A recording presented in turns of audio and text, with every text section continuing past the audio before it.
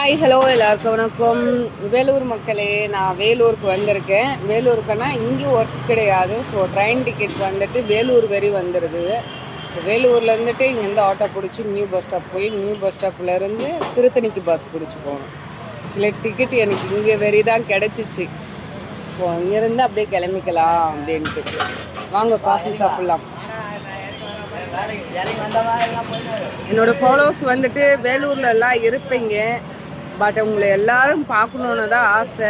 But என்னால் பார்க்க முடியல. யாரெல்லாம் இந்த வீடியோ வேலூர்லேருந்து பார்த்துட்ருக்கீங்க அப்படின்னு சொல்லிட்டு கமெண்ட் பண்ணுங்க. அக்கா நான் வேலூர் அப்படின்ட்டு சொல்லி கமெண்ட் பண்ணுங்க, ஓகேங்களா?